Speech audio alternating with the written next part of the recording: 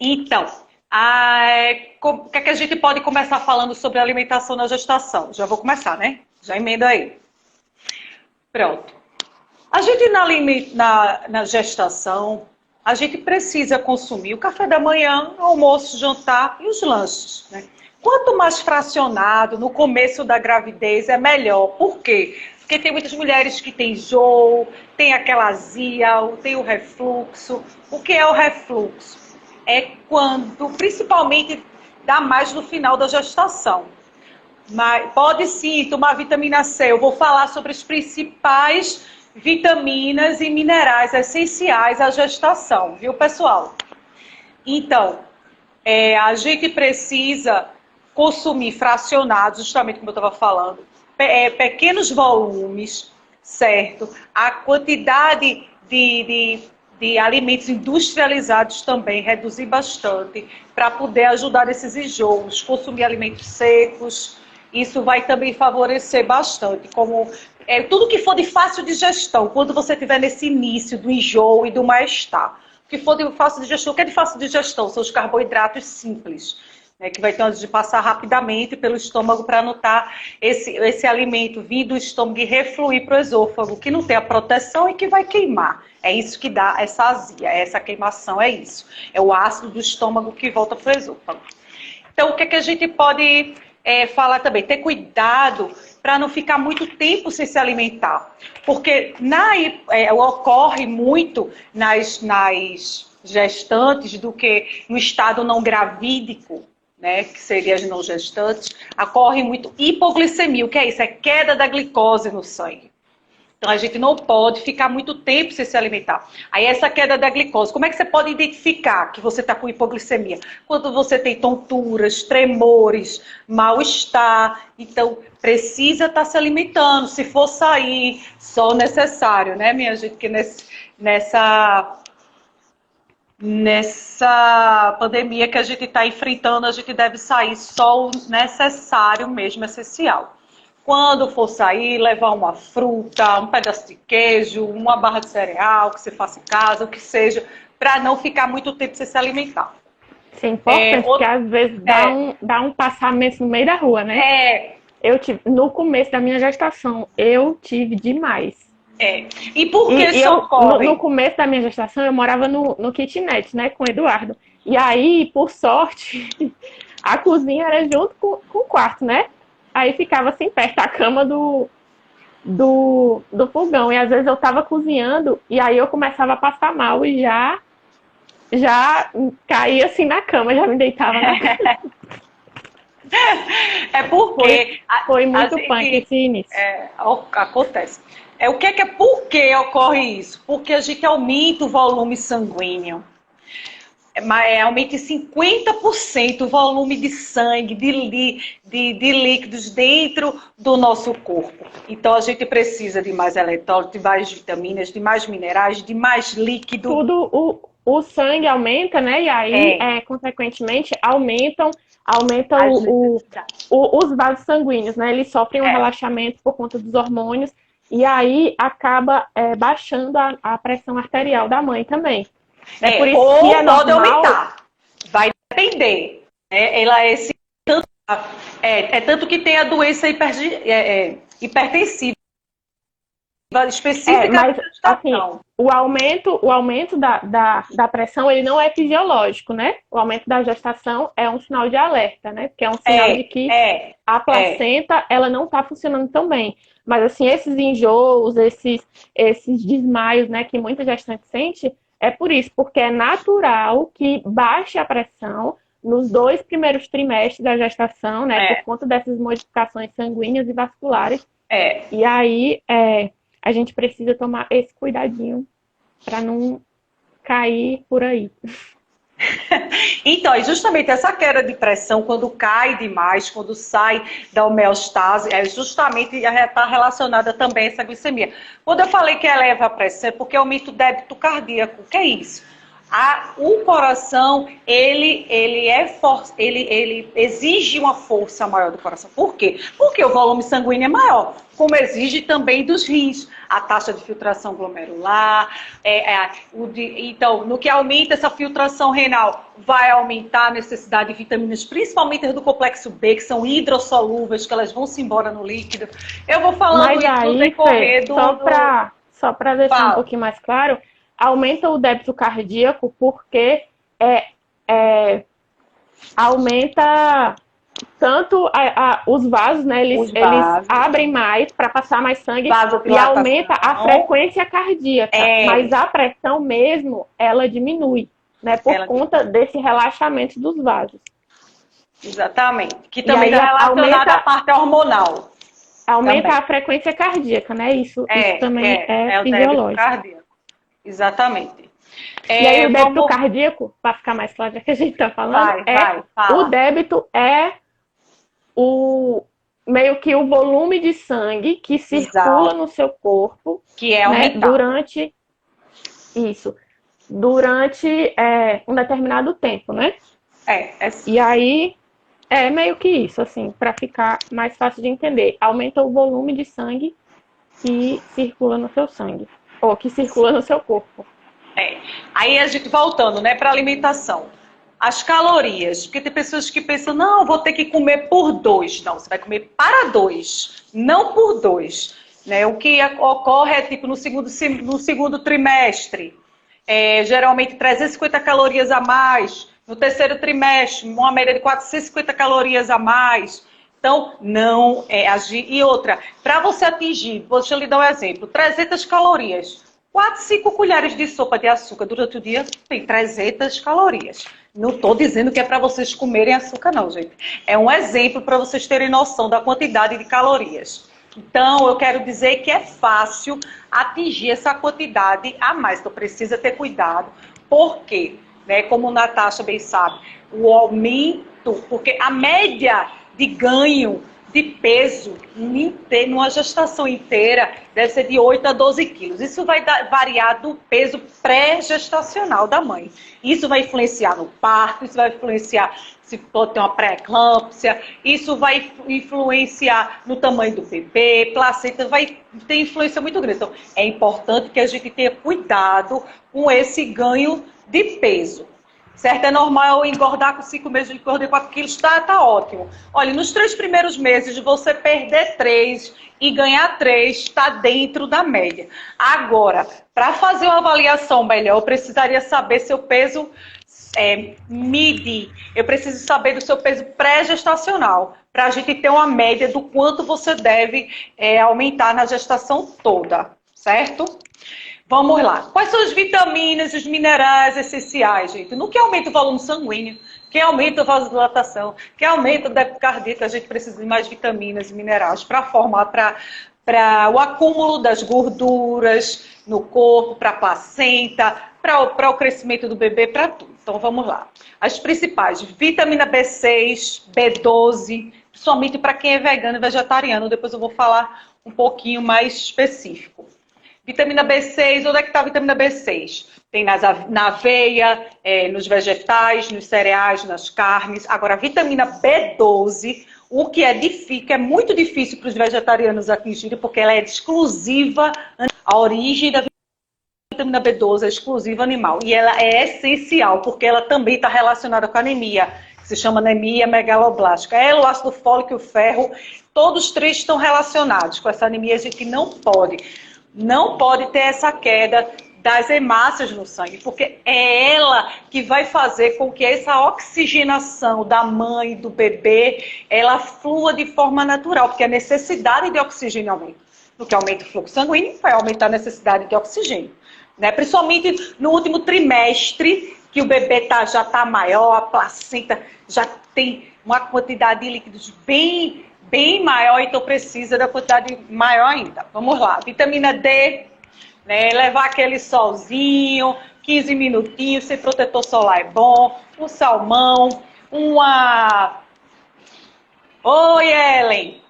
o salmão, o atum. Agora, cuidado. Cuidado quando for consumir os peixes, porque tem o mercúrio, e já foi comprovado que esse mercúrio, principalmente os peixes marinhos, esse mercúrio ele pode se depositar no cordão umbilical. Não é comum, mas pode. Então, se você for consumir atum e sardinha enlatado, porque você não tem acesso aos outros tipos, o que é que acontece? Só consuma sardinha, só faça o consumo da sardinha no óleo, cozida no óleo. Por quê? Porque todas as toxinas, elas são lipossolúveis. O que é isso? Essa lipossolúvel é quando é solúvel na gordura. Então, se você pega o atum e a sardinha cozida no óleo, no azeite, então essa é a melhor, porque as toxinas vão para esse óleo e quando você for consumir, você descarta. Você não vai consumir aquele olhinho para assar a sardinha ou atum, não. Você vai descartar aquilo, certo? Gente, nada de aproveitar óleo também, né? Óleo. Não, tem gente que guarda e vai. Aí vem a vitamina C, vamos lá. Como a gente tem mais líquido, tem mais água, precisa mais da vitamina C, que ela vai ajudar também nessa absorção do ferro, do magnésio, do zinco. Ela vai ajudar bastante, principalmente para os vegetarianos, quando forem consumir os vegetais verdes escuros. Gotinha de limão vai ajudar nessa absorção do ferro e do zinco vegetal, viu, gente? Então, onde é que está a vitamina C, né? A gente sabe, cerola, laranja, brócolis, os vegetais verdes escuros também tem vitamina C. Goiaba mamão, também é muito rica, goiaba, né? caju. Então, vamos lá, vitamina A também é essencial. A vitamina A tá no fígado, tá nos vegetais alaranjados, né, avermelhados, amarelos, todos eles têm a vitamina A. E nos vegetais folhosos tem o beta-caroteno, que é o pró, que é a provitamina A, quer dizer, é antes de formar a vitamina A, que também é muito boa. Vamos lá, magnésio dos micronutrientes, dos pequenininhos, magnésio, zinco e selênio. São os principais. Eles vão fazer toda essa parte enzimática de formação do bebê. E a gente precisa ter bastante cuidado. O selênio mesmo, 1 a 2 castanhas do Pará, você já consegue atingir a quantidade de selênio. É fácil de atingir. Uma dica que eu dou para atingir esses micronutrientes é semente. As sementes são ricas, a linhaça, a chia, o gergelim também, que ele tem cálcio. Você vai conseguir atingir esses micronutrientes, né? O magnésio tem no abacate também, tem na banana. Quer dizer, você tem uma alimentação variada de vegetais, frutas, legumes, cereais integrais, é fundamental. Por quê? Porque uma coisa também que é interessante falar, que reclamam muito na gestação, é a prisão de ventre, a constipação. Por quê? Não é, Natasha? Tu tem casos que relatam para tu? Sim, muitas. Então, o que é que acontece?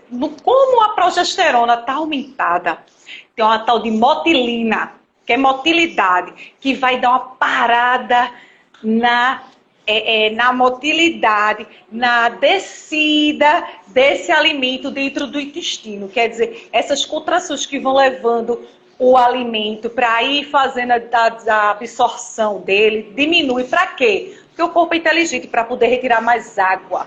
Que não esqueçam, minha gente, aumentar a quantidade de líquido, por favor, é essencial. Não adianta consumir tudo isso e não aumentar a ingesta de água. Principalmente água, não é só suco, não. É água muita gestante esquece de beber água. É muito frequente as gestantes me relatarem que simplesmente esquecem mesmo. E tem umas também que deixam de beber justamente porque passam a urinar mais. Aí não quer ficar urinando e aí para de beber água. Né? E acorda de madrugada. Olha, anos. Então é um sacrifício, é um esforço que a gente tem que fazer, que a gente vai ter a recompensa no futuro. Vou falar também mais sobre isso lá na frente. Sim, outra coisa que eu não posso esquecer é o danado do ácido fólico. Segundo o Ministério da Saúde e vários parâmetros internacionais e estudos, O que é que acontece? Eles falam que o ácido fólico, para a mulher que está pensando, você aí que não está gestando, mas que está pensando em ter um filho, você já comece a fazer a ingestão de ácido fólico. O ideal é que seja 3 meses antes da gestação. Porque ele vai agir diretamente tanto na calota craniana, como ele vai agir no tubo neural, que é a formação toda da parte neurológica do bebê. Ele é também fundamental. Você vai encontrar nos vegetais verdes escuros, nas carnes, ele também vai estar presente. Quer dizer, os vegetais verdes escuros é chave, viu? Olha, sementes. Vegetais verdes escuros não pode faltar pelo menos uma vezinha por dia e as oleaginosas. Fala. Tu falou da linhaça. Só uma dica mais prática para o das sementes, né? Muita gente não sabe muito como utilizar, né? Semente, chia, linhaça, amaranta. Posso falar da linhaça? E aí, tipo, aqui em casa eu uso muito linhaça. E aí é super versátil. A linhaça é ótima porque ela é muito versátil. Eu uso aqui com frutas, cuscuz. Eu uso no arroz. Tanto coisa doce como coisa salgada. Sabe? Ela é ótima porque ela é muito versátil mesmo. Eu coloco na carne para cozinhar com a carne, eu coloco sopa, cevada, linhaça na sopa, na vitamina, em tudo você pode colocar. Praticamente tudo você pode colocar linhaça. Agora uma dica que eu gosto de falar sempre é não comprar triturada, não comprar em pó. Por quê?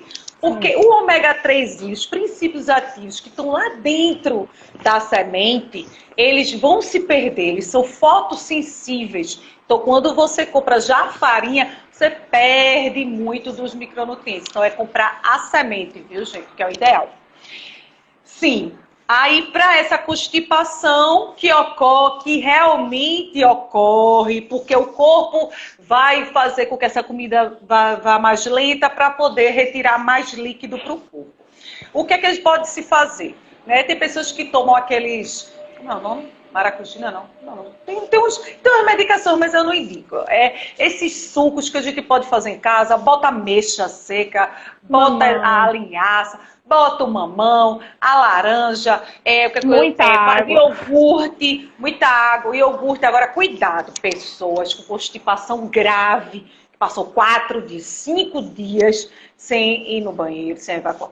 Não deve estar consumindo, precisa de acompanhamento nutricional, porque também o excesso dessas fibras pode ressecar ainda mais as fezes e dificultar mais. Então, tudo tem que ser com medida, né? Tem que ter bastante cuidado.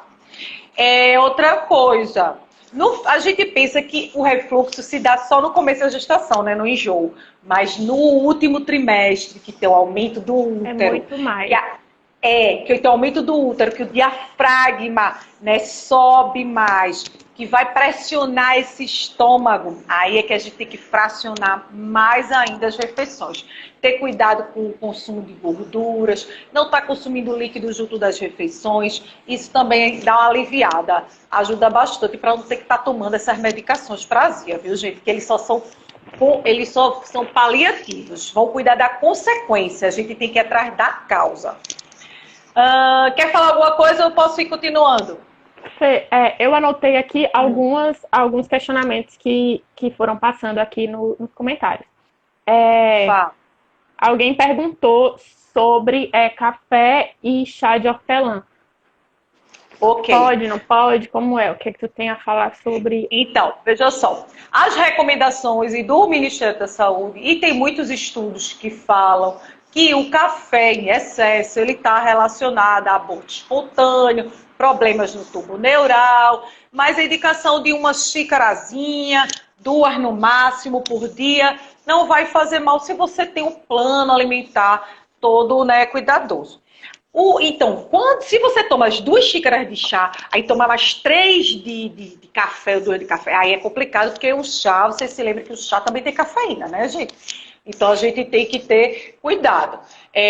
Os chás que eu não recomendo mesmo o chá de canela, né? O chá mate, chá preto, esses chás. O gengibre, ele é bom para o enjoo, mas eu não indico o chá. Porque vai depender. O gengibre tem que ser bem controlado também, né? Não pode exagerar no gengibre. Tem que ter cuidado com o gengibre, porque Você vai depender se você tem alguma alteração na pressão ou não. Vai depender também disso, porque ele interfere, que ele é termogênico. Aí ele vai mexer nisso aí. É bom ver com o acompanhamento com a nutricionista que estiver acompanhando, né? Claro. Só um detalhezinho em relação a chá de boldo também não é indicado, né? Não, é o óleo, o ele é bem conhecido. Erva assim. cidreira, né? Erva cidreira é ótimo. É bem versátil, erva doce, tem o camomila, tem a melissa. Então tem os chás que dá pra gente tomar de boa e sem problemas, né? Outra coisa, Fê, em relação ao chá de canela, né? Por que ele não é indicado? Ele não é indicado na maior parte da gestação, né? Quando você já está a termo, aí você pode. Por que ele não é indicado? Assim, eu estava até lendo sobre isso esses dias, que também doses baixas não tem problema, né? Um chazinho e tal. Agora, não, se você vai comer uma papa de aveia e você vai botar a canela, se você vai um pouquinho de canela, vai cozinhar uma maçã e vai botar uma canela, é diferente. Né? E aí, por que não é indicado? Porque a canela, ela estimula a contração. Né? E aí, se você já tem uma história pregressa de parto prematuro ou de aborto... Estimula a ocitocina. Isso é legal não tomar. Agora, se você já está a termo, né? Sei lá, você está com 39, 40 semanas e você está começando a se preocupar com o trabalho de parto e tudo, né? Quer dar uma ajudada, já começou a sentir os pródromos, né? E quer uma forma de indução natural, o chá de canela é uma coisa que nós doulas indicamos muito, né? Tanto o chá de canela como o óleo essencial. Mas aí o óleo essencial tem que ser usado com muito mais cuidado, porque ele é muito concentrado. Né? Mas o chá de canela, o escaldapés com chá de canela em casa o escaldapés com óleo de laranja. É uma delícia. Eita, olha essa de laranja é tudo. É uma delícia. Então, assim, tem chás que no começo da gestação, né, eles não são tão indicados, já no final da gestação é mais flexível. Mas aí o que a gente indica é todo chá que você pensar em tomar. Se você tiver alguma dúvida, pesquise antes para saber qual é o efeito que esse chá pode causar, né? Porque chá é muito... e outra essência também, que a gente fala de chá. E aí vamos lá para miojo, salsicha, embutidos, né? Se a gente for ver a gravidade que um pode causar que o outro, né? A gente tem outras coisas que vão fazer muito mais mal, vão trazer muito mais sequelas. Então, tudo é parcimônia. Tudo é parcimônia. Vamos lá. Uma coxinha daquela bem boa com óleo da semana passada. Mas aí o que acontece? Vamos lá. Nessa questão desses alimentos, a gente precisa ter uma vida normal, né? A gente precisa desopilar. E nessa pandemia, essa quarentena, minha gente, não dá. Tem que, né, dar uma saída. Sacrificar, né? Agora é o seguinte, você deixa para fazer isso como uma atividade que ela não seja frequente. Você vai fazer isso uma vez na semana, duas refeições no dia que você for fazer, né? Procurar o final de semana comer uma pizzazinha, né? Tá comendo um bolinho. Outra coisa, falou do café, do chá, chocolate, viu? O chocolate também, ele tem uma influência que a gente precisa ter cuidado. Mas se você vai consumir 20 gramas, 30 gramas por dia, porque senão você cria ansiedade. Você estimar que vai comer um por dia, um bombom, um sonho de valsa, um chocolate que seja, porque tem muita gente que não gosta de 60%, 70%. Eu adoro. Porque você tem que aprender a ler rótulo. Você pega um chocolate, aí olha lá. Por quê, gente? Todo alimento ele vem com os ingredientes, certo? Você vai lá na lista de ingredientes. O primeiro ingrediente é o que está em maior quantidade no produto. Então, se ele começa com açúcar, não é chocolate, né? Tem que começar com cacau, manteiga de cacau. Então, é importante você ver os ingredientes dos alimentos que você vai comprar. Falando em restrição, vamos lá. Enlatados, embutidos. A indústria alimentícia, por conta do botulismo, né, desses alimentos latados, como milho, ervilha, essas coisas, eles usam nitrato. né? Então, por quê? Para justamente evitar esse crescimento dessa bactéria, desse micro-organismo. Então, e ele faz mal, ele fica, né, se deposita no cordão umbilical, na placenta, então não é indicado. Agora você olhe, porque tem uns milho, tem milho ervilha mesmo, vamos supor, que às vezes você está em casa, não está afim de fazer um feijão, mas precisa comer a leguminosa, pelo menos uma vez por dia, viu, gente? Precisa, porque tem nutrientes essenciais ali, no feijão, leguminosa é feijão, ervilha, lentilha, milho, todos esses. Então, e grão de bico. Então, você vai lá, olha lá na lata. Se tiver água, sal, açúcar, milho, ervilha, pronto. Tudo bem. Você olha, se tiver os corantes artificiais, todas essas coisas, não pegue, que não presta. Claro, né? Se a gente está evitando um tipo de chá, né? Como é que a gente vai estar consumindo esses produtos químicos? Eles vão agir maleficamente para o bebê da mesma forma. Outra coisa, álcool. Menina, 30% das gestantes bebe pra valer, né? Não tem não, viu? Saiu. Tem um estudo que eu vi em 2015 que é complicado, gente. Por quê? Porque se você vai, principalmente na Europa, foi feito um estudo das 1.600 dinamarquesas. Então, o que aconteceu nesse estudo? Elas consumiam, né, 7 drinks, quer dizer, um por dia durante a semana. Não tiveram alterações, mas isso era um copo de vinho no jantar, no almoço, mas as pessoas que já são elitistas, já são alcoólicos, por favor, é melhor não tomar nada, porque começa com o primeiro copo, danou-se. E a placenta, o líquido amniótico, ele não tem a enzima para fazer a digestão do álcool. Então, você vai ficar bêbado, o bebê vai ficar bêbado também, gente. Não pode.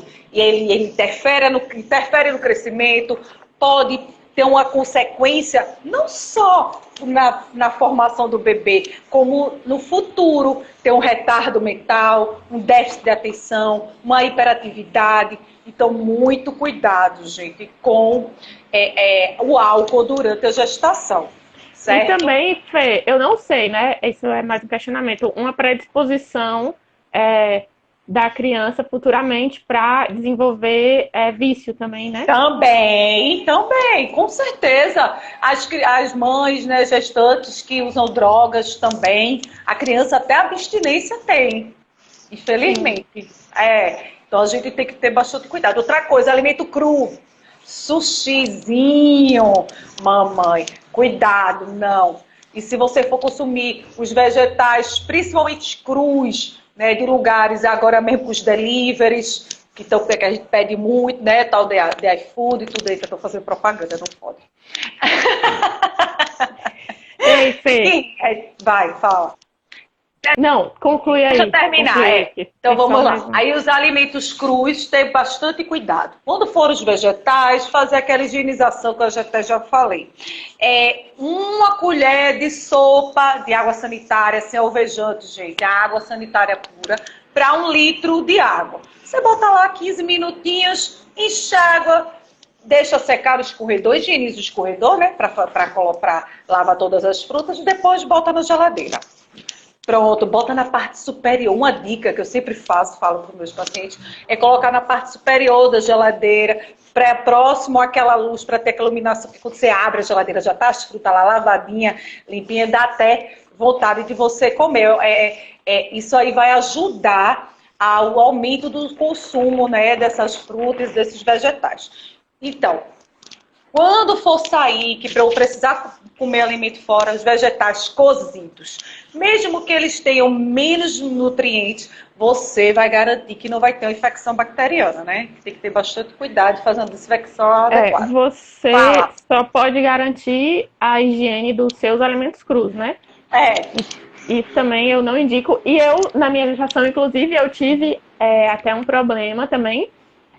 Um dos grandes riscos do alimento cru é você contrair a toxoplasmose, né? Que é uma doença super assim, importante de você evitar na gestação, né? Porque ela pode trazer muitas consequências para o bebê. E é uma doença, no geral, assintomática. E é aquela famosa doença do gato, né? Que o coitado do gato leva a culpa. Mas na grande maioria dos casos, você não adquire do animal, você adquire justamente de legumes, de frutas cruas, né? Mal higienizadas. Então, exatamente. É muito importante que você, fora de casa, não faça consumo de coisas cruas. Outra coisa, Fê, que a menina tinha perguntado antes, aí colocou aqui de novo, que ela perguntou especificamente o chá de hortelã, se pode. Olha, se for uma quantidade, você vai tomar um chazinho de hortelã, compra o hortelãzinho, faz ele fresquinho, não tem problema, porque ele vai ajudar até no enjoo. Sim. Viu? Agora, o problema, eu tenho medo na hora de indicar chá, porque tem pessoas que fazem uma jarra de chá, faz 1 litro de chá, se agarra com a garrafa. E passa o dia todo tomando chá. Não, né, gente? A gente tem que ter cuidado, porque como eu falei, o chá tem cafeína. Do mesmo jeito que o café vai trazer aqueles prejuízos que eu já relatei, o chá em excesso também. Eu tô escura, ou não? Dá pra me ver direito? Eu tô me vendo direito. Então tá bom. Pra mim tá ótimo. Sim, Fê, outra pergunta sobre alimentação em caso de diabetes gestacional. Exatamente. Então, a gente precisa... Então... A gente precisa ter bastante cuidado, principalmente no pré-natal, tá fazendo todos os exames. A curva glicêmica é muito importante, porque às vezes o médico ou a pessoa não fez o exame, faz só aquela aferição, né, como chama, capilar, que você vai curar, aí mede a glicemia, a glicose, ou então faz só uma glicose de jejum, porque depois de 8 a 12 horas, sua glicose dá baixa no sangue é fácil. Eu quero ver depois que você se alimenta, a quanto chega esse pico dessa glicose.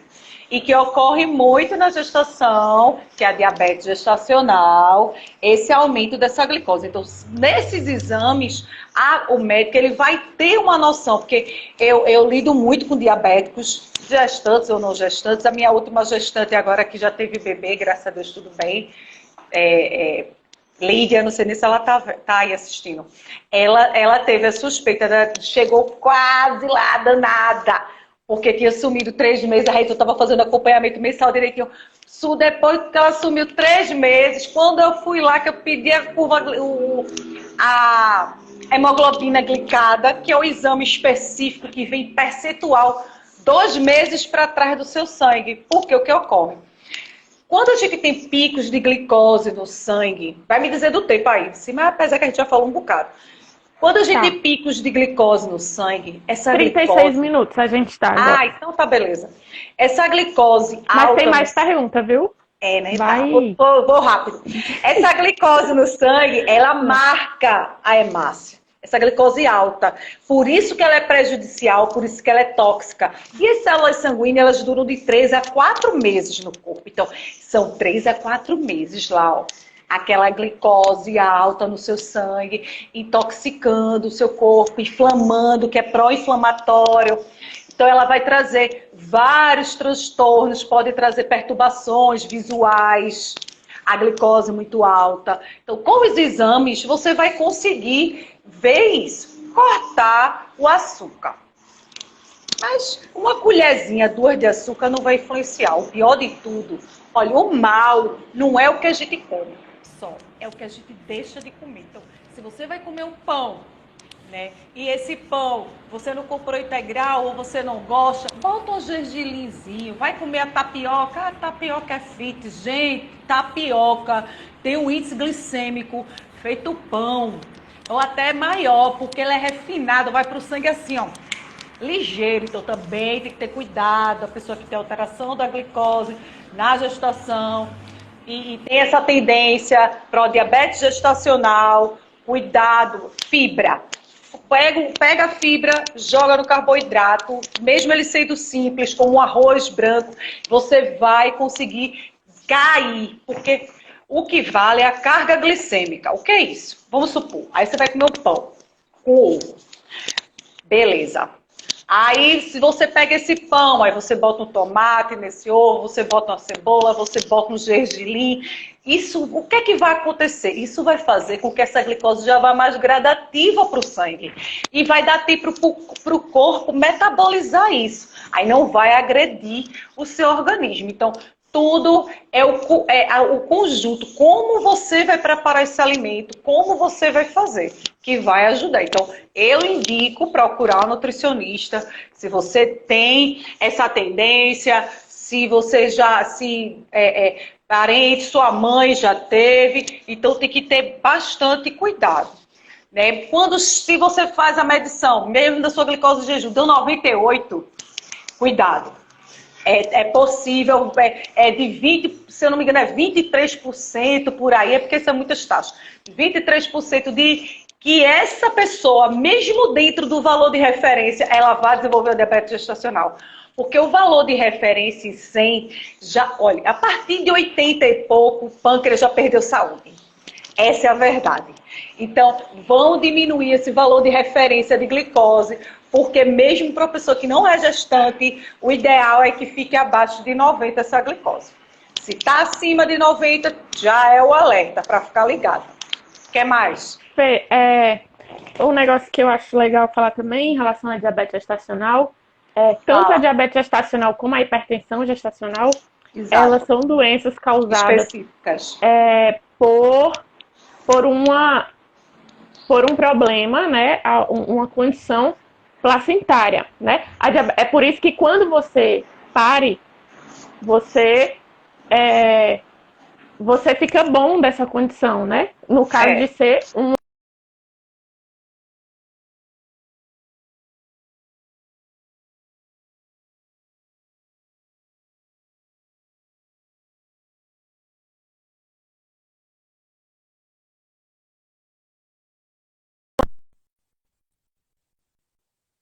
vai adrenalina se você estressa, isso tudo vai elevar a glicose no sangue também. Vai, continua. Aí, assim, só para ficar mais claro, porque a gente tem mania de se culpar, né? A hipertensão gestacional, ela é causada por uma queda na função placentária, né? Como é que acontece? A função placentária, ela está prejudicada e aí o corpo materno aumenta a pressão para conseguir bombear mais nutrientes e mais sangue, né? Para mais nutrientes, mais oxigênio e mais água para esse bebê. E a diabetes gestacional, ela é causada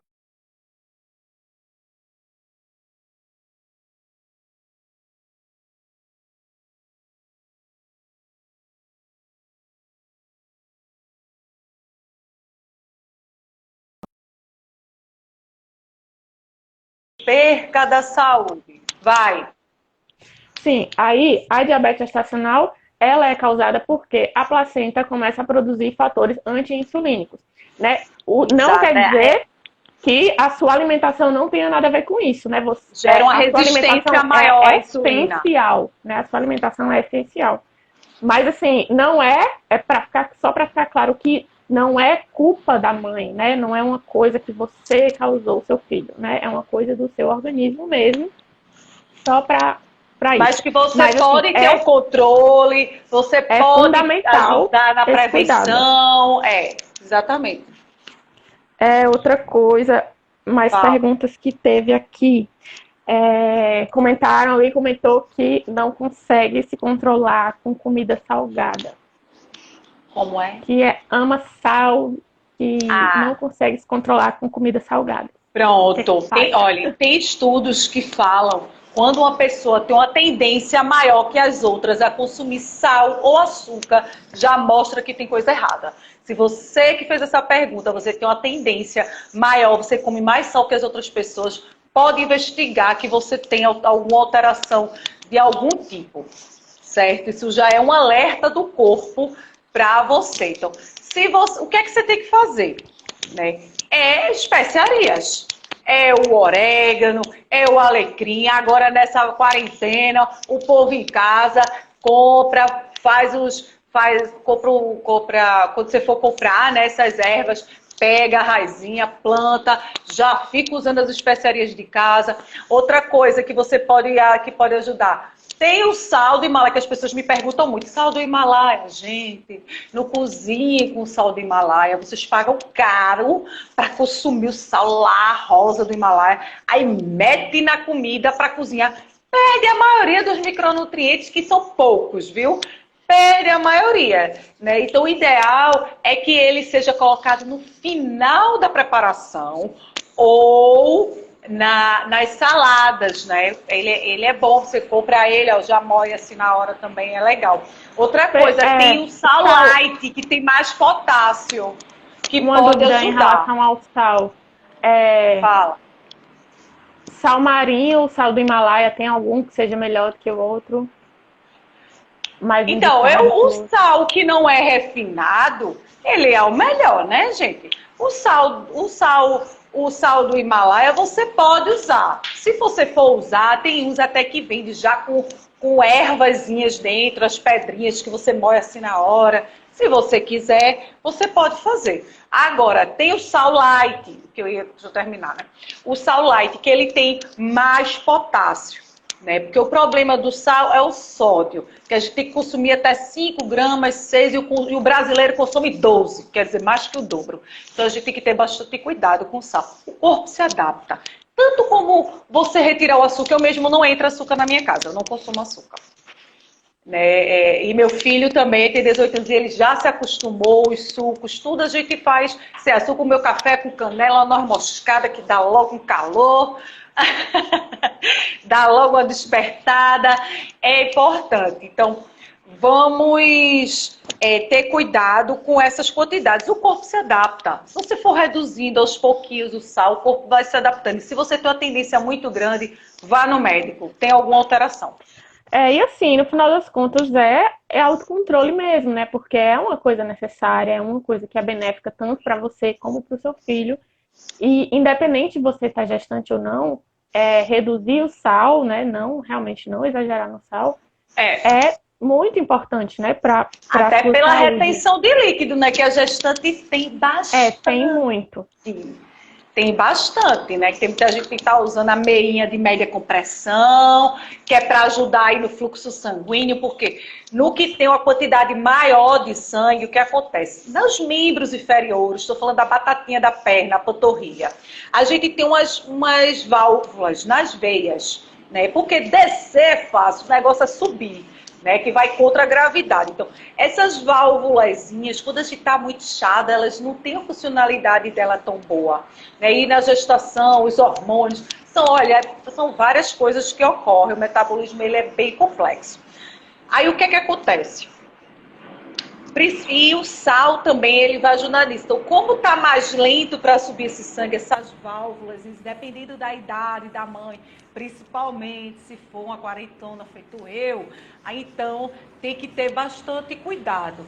Por quê? Porque vai inchar, principalmente enche os membros inferiores. Então, a meinha de média compressão, reduzir essa quantidade de sal, aumentar a ingesta de frutas e verduras, sementes oleaginosas. Por quê? Porque vai ter mais minerais, vai ter mais magnésio, zinco, vai ter mais selênio. E esses micronutrientes, eles vão ajudar a fazer aquela limpeza. Porque o que ocorre? Quando esse sangue ele não consegue fazer o fluxo normal, ele vai extravasar dos vasos.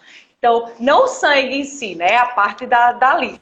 Ele vai extravasar e é onde vai ficar demasiado, inchado, que você bota assim ao dedinho, demora para voltar. Aí você já vê que você está mais inchado, você retém o líquido. Então, alimentos industrializados, salsichas, embutidos, evitar, porque também tem o nitrito.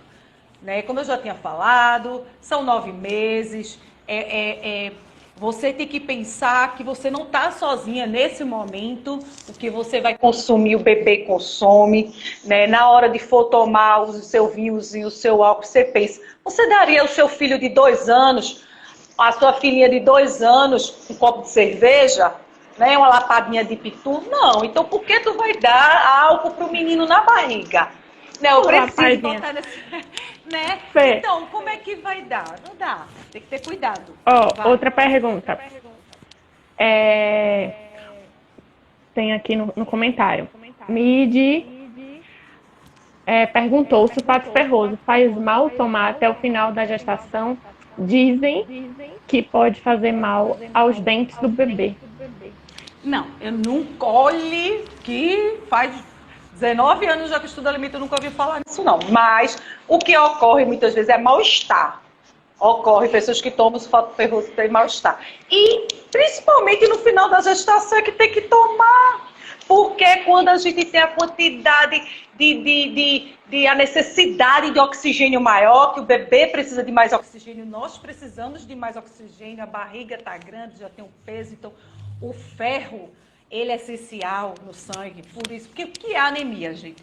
É a falta do ferro na hemoglobina no sangue, que ele não consegue fixar o oxigênio para circular o oxigênio no sangue. Então, você precisa desse ferro. Agora, é bom ter acompanhamento da sua médica, da nutricionista, mas sempre é necessário essa suplementação. Né? E principalmente para os vegetarianos e para os veganos, complexo B, vitamina B12, porque, assim, voltando, a quantidade de proteínas, gente, aumenta em 70 gramas. Então, a gente precisa de mais proteínas, porque a proteína, ela está relacionada à construção, à reconstrução do nosso corpo. Vamos lá, os aminoácidos são os precursores, certo? Deixa eu só te dizer. Fala. A gente tem 10 minutos. Pronto, é rapidinho, é só falar Aí do arroz tem mais e do uma feijão. pergunta também. Qual é? Vai, fala. Aqui, Veline comentou agora, queria saber sobre chá de hibisco, se há contraindicação na gestação. Olha, o chá do hibisco eu não vi, mas o que ocorre? Veja só, como é que você vai fazer esse chá, a quantidade que você coloca para você fazer esse chá, a concentração desse chá, também é importante ter cuidado. Se você vai tomar um chazinho de hibisco uma vez por semana, né, a cada 3 dias, fraquinho, não vai influenciar, certo? Agora precisa ter bastante cuidado. Você tem que prestar muito mais atenção no que você está deixando de se alimentar, os nutrientes que você está deixando de consumir. Certo? Porque você na gestação, você não tem que pensar em perder peso, nem emagrecer. Até as obesas, as acima do peso, preste atenção. Mesmo obesa, gestante obesa, ela precisa ganhar peso. Faz parte, não é hora. Quando for dar de mamar, quando for na fase da amamentação, que você gasta 800, 900 calorias por dia, aí você perde tudinho. Esse não é o momento de se preocupar em perder peso. E até para terminar aqui, em relação ao feijão e o arroz. Eles são vegetais, mas eles formam uma proteína de alto valor biológico, que ela se equipara a uma proteína animal. Então, os vegetarianos, veganos, o milho com feijão, né? Esses dois, eles se complementam e vão dar todos os aminoácidos essenciais. O que é isso? Porque tem aminoácidos que o nosso corpo não produz. Esses são os essenciais. E o feijão e o arroz tem bastante. É certeira. O que seria? Uma concha e meia de feijão e 3 colheres de arroz. Aí você já consegue uma quantidade boa de proteína de alto valor biológico. E as refeições para serem distribuídas ao longo do dia, que está aqui na pergunta, seria um café da manhã, o lanche, almoço, o lanche, jantar, uma cena. Vai depender de como você se sente. Se você se sente mal, você precisa fracionar mais. Né? Vai depender de como você está, né, como é que está essa sua relação com a gestação. Vai depender bastante. Ô, Fê, eu dei uma pesquisada aqui agora sobre o chá de hibisco. E aqui está dizendo que não existe um consenso em relação à quantidade indicada em relação ao chá de hibisco, mas, no geral, ele é contraindicado na gestação porque ele influencia nos níveis de estrogênio. Todos que têm cores. Chá preto, ele é contraindicado também. Ele é contraindicado também para mulheres que estão tentando engravidar, porque ele pode atrapalhar no processo da ovulação. Eu não tinha visto essa parte. Uma coisa, né? Pronto. Eu vou fazer uma pesquisa de artigo científico, que é melhor, né, para a gente ter o consenso para poder passar para ela direitinho, mas eu não vejo para se ela for tomar um a cada, né? Não sei, aí eu realmente deixaria votar. Não nunca tem um pesquisei consenso. sobre o chá de hibisco, exatamente. Outra pergunta, E adoçante, menina, não falei. Sacarina não, mas pode. peraí, vamos. Só tem 10 Vamos, é minutos. porque a gente tem 7 minutos e aí é importante que a gente responda a demanda das pessoas, né? Como devem ser distribuídas as refeições ao longo do dia? Tá. Renata está perguntando. Pronto, Fê já falou sobre isso e aí a gente vai deixar gravado. Não pode faltar de jeito nenhum. Aqui é a pergunta dela, tu viu a outra? Sim, aí deixa só concluir. Eu vou deixar gravado essa live durante essas 24 horas, né, que fique gravado no Instagram, e eu também vou baixar e depois vou publicar no YouTube, para vocês poderem assistir. O que não pode faltar de jeito nenhum no parto de uma gestante. No prato. Pronto, o que não pode faltar... O que não pode faltar de jeito nenhum no prato de uma gestante é bastante coisa. Se for no café da manhã, é cereais. Isso também, tu falou, né? Muita coisa no começo da live. No café da manhã é cereais, o cereal, o leite, né? O iogurte, os frutos lácteos. Quem não pode, aí a gente já tem que fazer uma outra análise. Aí vocês me procurem, que eu estou fazendo consulta online, certo? E o plano alimentar... Super indico. E vocês estão vendo aí, né? E o plano alimentar, ele vai por um aplicativo que ele avisa os horários, eu faço tudo de acordo com toda a anamnese que é feita, né? Agora, no almoço a proteína, que é a carne, o ovo, a sardinha, o peixe, a leguminosa, feijão, uma ervilha, lentilha, o grão de bico, o cereal, um arroz, um milho, certo? E os vegetais. Os vegetais, a variedade colorida é o melhor, sem faltar, por favor, os vegetais verdes escuros, colocando gotas de limão para absorver os micronutrientes. Sim, outra coisa, sempre na hora do almoço, coma um pedaço de abacaxi, ou junto com a fruta cítrica, com a laranja, né, um pedaço de maçã, porque vai ajudar nessa digestão e melhorar essa motilidade que está mais lenta do corpo. Perfeito. Gente, mais alguma pergunta? Tem gente que entrou agora. Tem uma pergunta que colocaram mais no início. Que inclusive você também já falou sobre isso. É normal engordar com 5 meses, eu engordei 4 quilos. Pronto, porque até os 3 meses você pode perder ou ganhar 3 quilos no primeiro trimestre.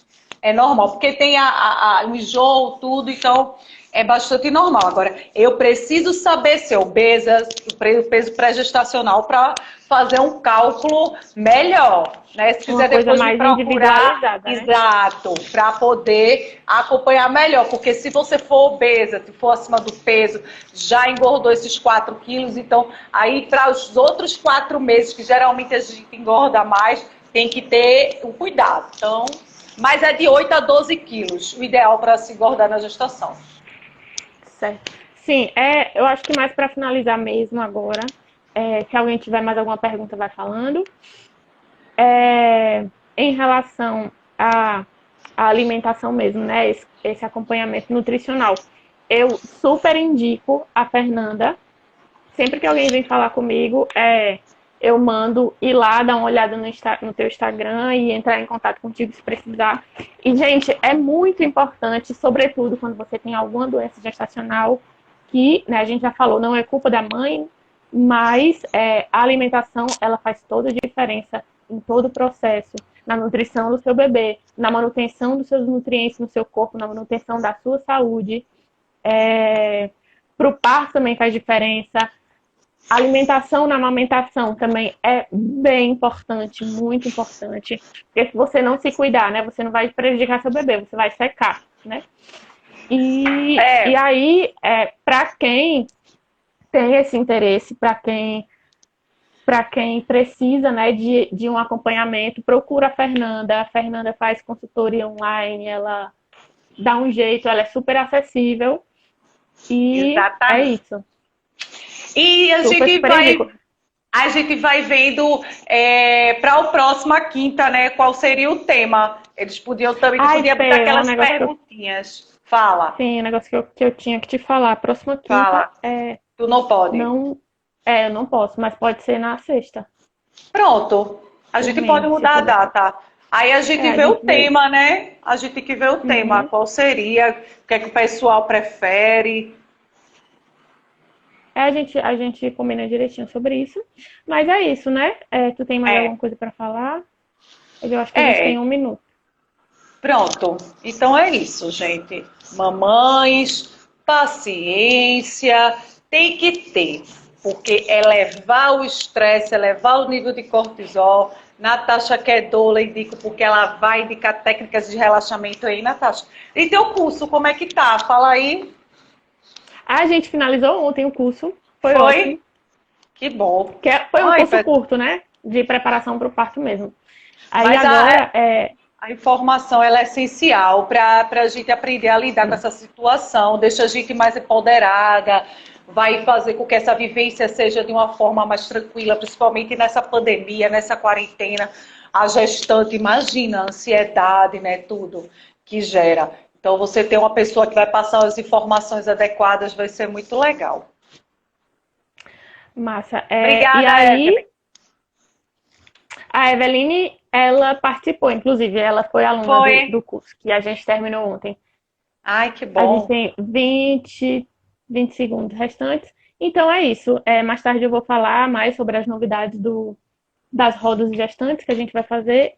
E muito obrigada pela participação de vocês. Obrigada. Muito obrigada, demais. Fernanda. Obrigada, Natália.